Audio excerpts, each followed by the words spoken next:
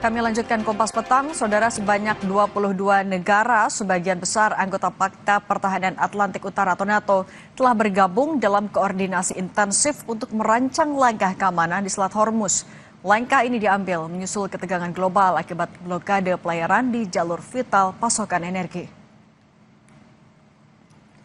Upaya kolektif ini sudah dibahas sejak Kamis lalu sebagai respons atas kritik tajam Presiden Amerika Serikat Donald Trump. Sebelumnya, Trump menuding kredibilitas NATO tergerus karena aliansi militer tersebut dinilai lamban membantu Amerika Serikat dalam membuka blokade di Selat Hormuz.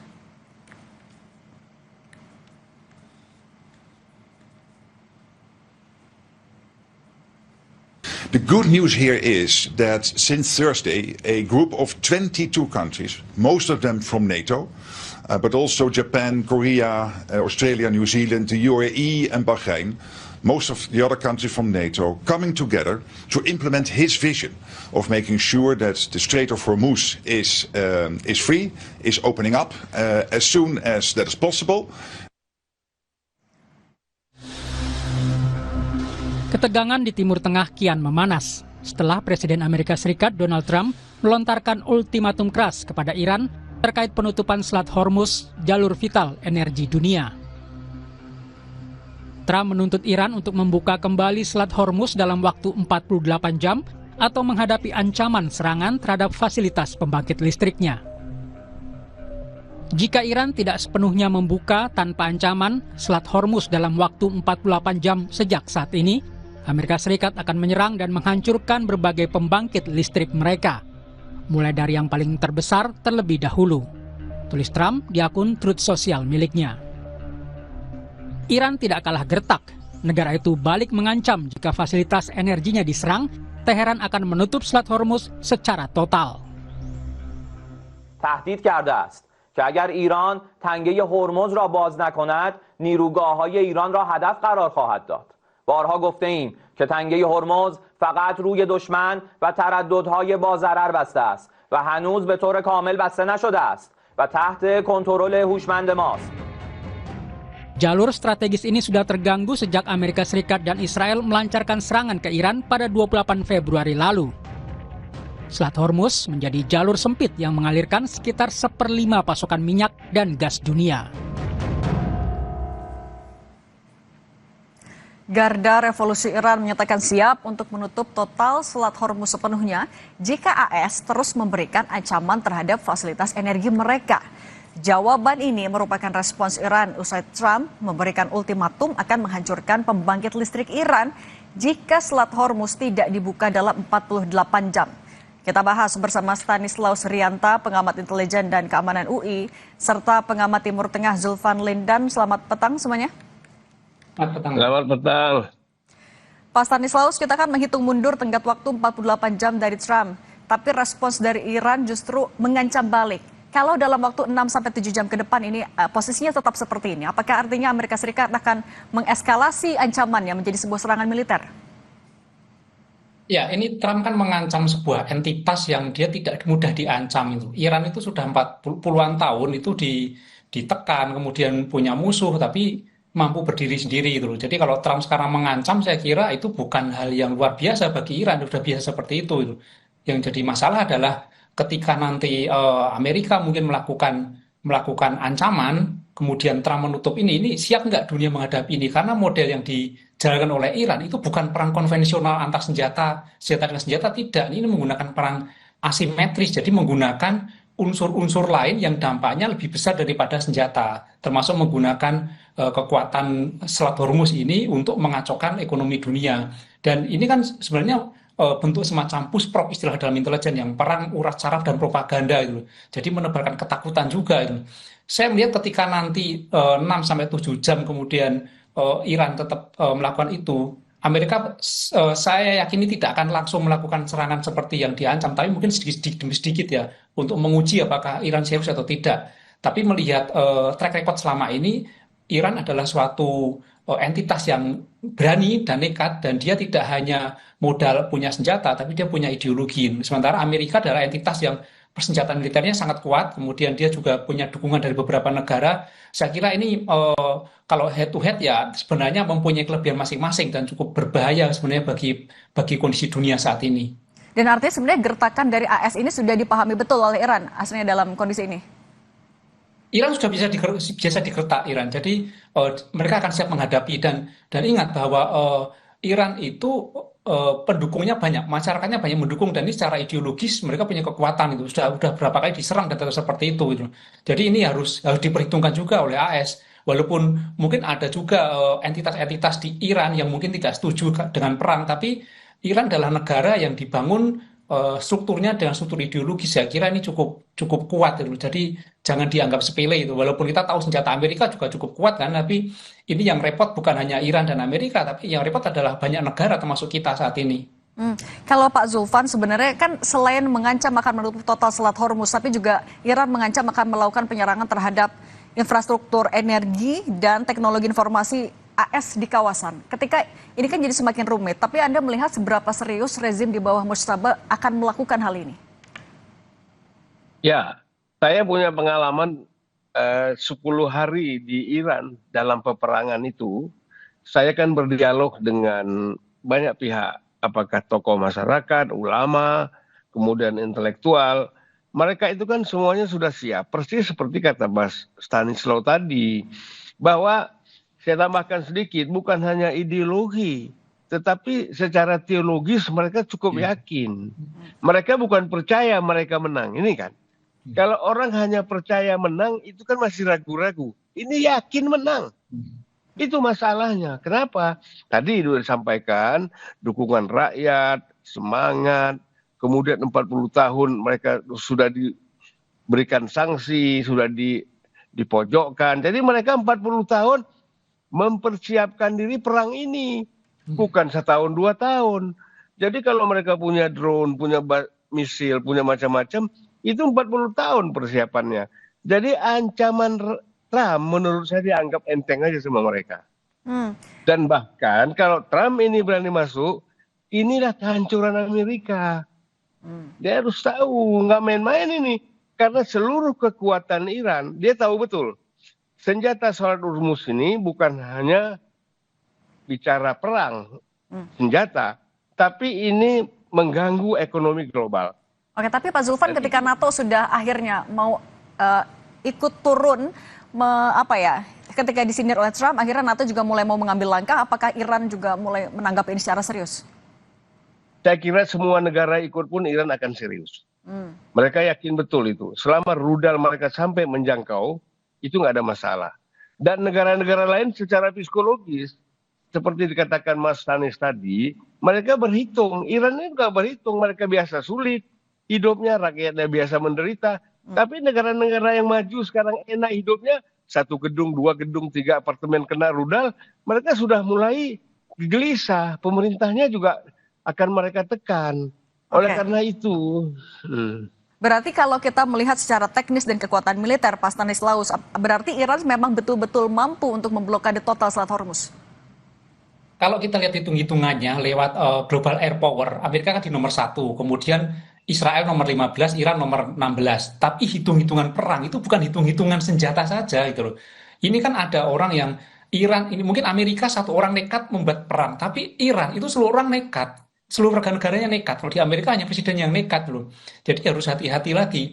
Dan ini tidak hanya senjata, ideologi, tapi teologi. Benar, saya setuju itu. Jadi mereka itu siap mati. Bukan hanya siap perang, siap mati untuk melakukan ini dulu. Jadi kalau misalnya diancam, saya kira mereka malah menunggu ancaman ini. Saya melihat bahwa Iran itu sebenarnya menunggu ada pasukan darat datang ke Iran. Kemudian ada peperangan di Selat Hormuz. Karena apa? Mereka menyiapkan itu. Mereka punya senjata bawah laut, mereka punya drone bawah laut, mereka sudah menyiapkan ranjau-ranjau di laut.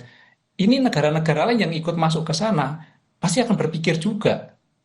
Jadi Iran saya kira sangat siap menghadapi ini. Tapi ketika NATO bilang juga akan mulai koordinasi intensif untuk menyelesaikan ketegangan di Selat Hormuz, itu akan membuat semuanya menjadi lebih rumit atau justru mereka bisa mengurai agar lebih cepat deeskalasi? Saya meyakini bahwa perang ini nanti akan berhenti bukan karena kalah senjata, tapi perang ini akan berhenti karena tekanan-tekanan politik dan ekonomi. Trump sudah mulai kehilangan pendukung di negaranya. Ada pejabatnya yang mundur, kemudian ada tekanan dari Kongres, kemudian tekanan-tekanan dari para pebisnis Amerika yang punya bisnis di Timur Tengah yang sekarang juga mereka menderita kerugian. Saya kira banyak sekali nanti akan tekanan-tekanan pada Trump yang akan membuat dia akan menghentikan perang, tapi tentu saja tidak menyatakan kalah. Saya menduga bahwa nanti berakhir dengan cara Trump mengumumkan perang selesai dan dia menang. Itu strategi dia untuk menghentikan perang. Jadi tidak merasa malu, tapi dia menghentikan perang selesai karena dia sudah menang. Padahal situasinya ya bukan karena menang, tapi karena ingin mengakhiri saja karena banyak tekanan gitu. Tapi kalau perang berhenti karena senjata, saya kira tidak. Oke, kalau Pak Zulfan dari sudut pandang Anda sebenarnya, kalau ketika NATO sudah menyampaikan akan melakukan operasi militer juga di sana, apakah ini juga bisa memberikan tekanan diplomatik yang cukup kuat untuk Iran? Oke, kami akan coba hubungin lagi Pak Zulfan Lindan, tampaknya ada gangguan komunikasi. Kalau gitu saya lanjutkan dulu ke Pak Stanislaus. Pak Stanislaus, tapi ketika perang ini terus tereskalasi dengan semakin banyaknya negara-negara yang terlibat, apa hitung-hitungan yang tidak boleh dilewatkan oleh Iran? Ya, Iran saya kira, ya tadi sampaikan Mas Bunda, sudah 40 tahun dia berhitung ya. Sudah 40 tahun punya banyak musuh, punya banyak tekanan dari berbagai, bahkan negara-negara di sekitar Iran, di Timur Tengah pun melakukan tekanan-tekanan, Iran tidak goyah itu loh. Tapi saya melihat bahwa nanti Iran akan mungkin berhenti bukan karena senjata, tidak, tapi mungkin faktor-faktor lain.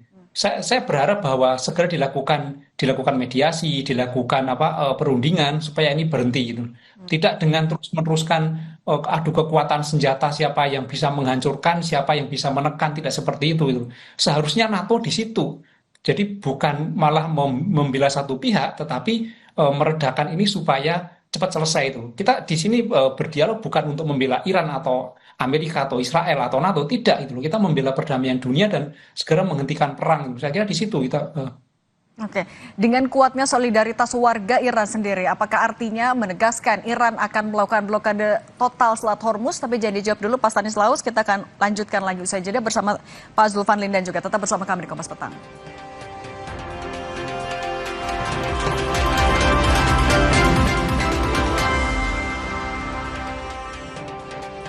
Kita lanjutkan diskusi bersama Pak Stanislaus dan Pak Zulfan. Pak Zulfan, jalur Selat Hormuz ini kan adalah jalur vital, tidak hanya untuk negara Teluk tapi juga untuk global.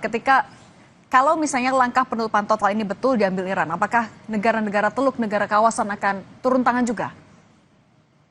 Ya, teman, sekarang kan Iran sudah mulai memainkan langkah-langkah taktis mereka. Artinya seluruh negara-negara yang tidak berafiliasi, tidak mendukung Amerika dan Israel itu dibebaskan untuk lewat. Ya, kemudian hanya Amerika, kapal-kapal Amerika, Israel dan yang bersama dengan mereka tidak diberi lewat Selat Hormuz. Jadi saya kira bahwa ini, dan kalau bicara dari kepentingan negara yang tidak dihambat oleh Iran kan nggak punya kepentingan untuk ikut perang. Makanya Amerika ketika Trump mengajak negara-negara NATO untuk bersama-sama, bahkan Trump tadi kan mengajak untuk menyerang kan, Ya. tapi mereka nggak mau terlibat. Ternyata NATO mau hanya sebagai penengah lah, katakan demikian ya, supaya ini cepat damai kan gitu. Kan sampai di situ. Nah, masing-masing negara ini kan punya syarat. Iran itu punya syarat bahwa mereka menyatakan kalah. Pernyataan kalah itu seperti apa? Mereka tidak menyerang Iran lagi, maka Iran tidak menyerang.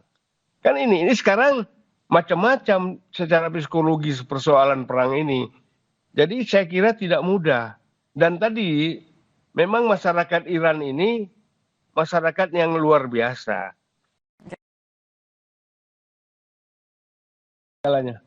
Oh, kan tapi juga Iran pernah menegaskan ia berjanji akan melakukan balas dendam. Kemudian kalau dengan apa yang sudah Iran terima sejauh ini, apakah sebenarnya masih mungkin konflik ini diselesaikan di meja perundingan?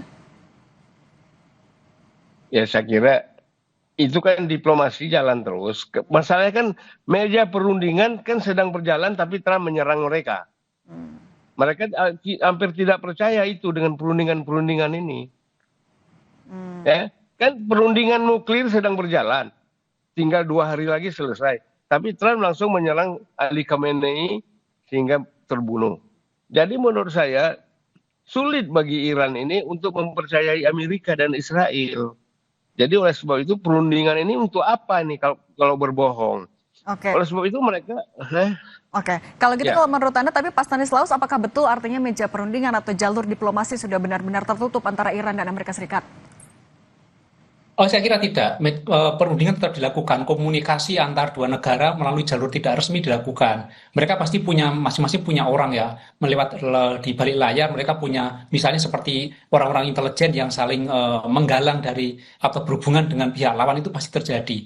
Saya kira nanti akan dilakukan komunikasi di balik layar, kemudian akan dilakukan win-win solution ya tanpa mempermalukan negara masing-masing pihak, tetapi juga tidak mengorbankan kepentingan yang lebih besar, maka perang akan dihentikan, mungkin nanti eskalasinya akan lebih dipersempit. Jadi nanti perangnya bukan antara Amerika, Israel dengan Iran, tapi nanti akan masih ada perang antara Israel dengan Iran. Tapi Amerika menarik diri supaya kepentingan yang lebih besar berjalan.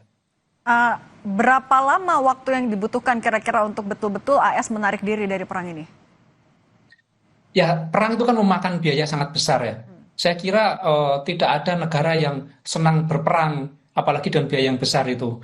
Resource berapapun pasti itu akan merugikan. Saya melihat bahwa ini tidak akan lama ya. Ini kan sebenarnya tarik ulur saja sambil perang uras saraf dan propaganda. Mungkin antara 1-2 minggu bisa menarik diri, tetapi tetap menjaga eskalasi bahwa permusuhan itu tetap ada. Ya, kepentingan Amerika tetap ada kan di sana kan. Dan nanti Israel yang akan lebih dominan menjalankan perang itu, namun Amerika akan di balik layar supaya kepentingan ekonomi terjadi. Tapi ini saya kira bukan hal yang serius bagi Iran karena dia sudah 40 tahun menghadapi ini itu. Jadi mereka siap-siap saja, mau narik juga siap, mau perang juga siap. Kalau menurut Anda Pak Zulfan, mana yang lebih serius sebenarnya? Trump dengan gertakan 48 jam yang akan menyerang infrastruktur listrik atau Iran yang akan melakukan pembalasan? Saya kira kalau Trump melakukan itu, Iran sudah siap. Ya, jadi Trump akan berhitung panjang lah, akan berhitung panjang untuk menyerang infrastruktur. Karena negara-negara yang selama ini menjadi sekutu dia di Timur Tengah itu sangat kewalahan. Kan targetnya mereka juga gitu loh. Nah, jadi menurut saya Trump akan lebih hati-hati mendapat peringatan. Dan kita tahu bahwa banyak pengusaha konglomerat oligarki Amerika itu bisnis investasi di negara-negara Timur Tengah, termasuk anak Trump sendiri kan, punya saham besar di Qatar misalnya. Jadi ini menjadi perhitungan psikologis. Trump pasti dikritik, dikoreksi kiri kanan. Jadi dia berpikir, tapi ini kan ancaman 48 jam ini, dan buat Iran itu tidak didengar, dianggap ancaman main-main, gitu. Oke. Nah, jadi kalau misalnya memang Iran serius dan memiliki soliditas, punya modal untuk betul-betul menutup Selat Hormuz, Pak Stanislaus, kalau menurut Anda, apa yang akan dilakukan oleh negara-negara yang terdampak? Apa konsekuensi bagi mereka? Ya, pasti akan melakukan jalur lain diplomasi saya kira. Ini akan ada perundingan-perundingan, negosiasi dengan Iran. Itu jalur cara yang terbaik ya. Bukan dengan senjata saya kira. Jadi NATO seharusnya menengahi itu, menjaga Selat Hormuz supaya ekonomi tetap berjalan, dan perang tidak terjadi. Saya kira NATO akan di situ. Tapi kalau NATO justru akan membantu Amerika untuk mengalahkan Iran, ini menjadi bencana dunia saya kira. Apa? Menurut Anda sebenarnya NATO akan ikut intervensi dalam hal apa? Saya kira intervensinya bukan membela Amerika kemudian menyerang Iran, tetapi untuk menjaga Selat Hormuz tetap bisa digunakan seperti sebelumnya, jadi jalur perdagangan supaya ekonomi dunia tetap berjalan. Jadi kepentingan NATO sebenarnya di situ saya lihat, bukan untuk membela Amerika untuk mengalahkan Iran. Oke, artinya bukan menurunkan militer ke sana, tapi akan mendahulukan juga jalur diplomasi. Ya, harusnya di situ. Dan akan efektif menurut Anda? Efektif tidak efektif itu menjadi jalur utama harusnya yang ditempuh supaya perdamaian terjadi dan korban-korban tidak bertambah. Ini kan kita memilih jalur kemanusiaan, bukan jalur ego, perang atau kemenangan salah satu pihak. Oke, kalau menurut Pak Zulfan, pandangan Anda sebenarnya siapa yang masih didengarkan Iran sampai saat ini? Terutama kalau dalam hal, ya jangan sampai Selat Hormuz itu betul-betul ditutup atau berdampak pada ekonomi dunia. Iya, kalau menyangkut NATO, ini Iran ini kan misalnya kemarin Pulau Garcia itu dipakai oleh Amerika di UK kan. Kan itu akhirnya mereka serang juga ke sana dengan rudal walaupun tidak kena apa-apa.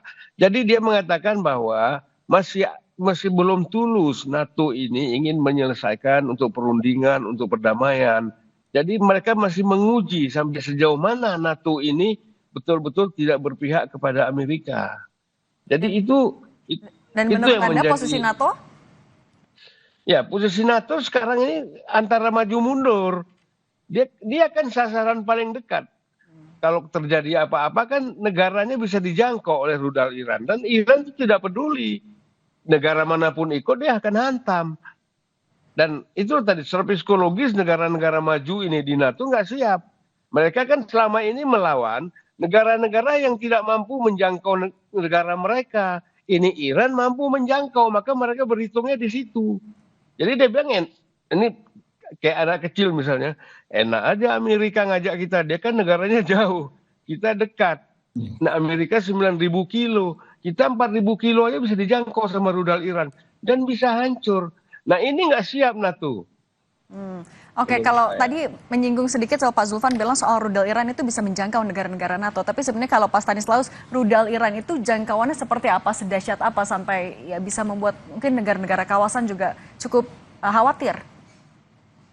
Ya benar yang dikatakan Pak Zulfan tadi bahwa negara-negara itu terjangkau oleh rudalnya Iran. Dan kemarin kan sempat terjadi hal unik ya bahwa Qatar itu mendekatin Hamas, kemudian Hamas memperingatkan Iran supaya tidak menimbulkan korban di negara-negara kawasan. Sebenarnya kan ini salah satu bukti bahwa sebenarnya negara-negara lain itu khawatir dengan perang ini gitu loh. Tidak hanya Amerika, dan tekanan-tekanan pebisnis, tekanan-tekanan para politikus ini nanti yang saya duga justru akan menghentikan perang.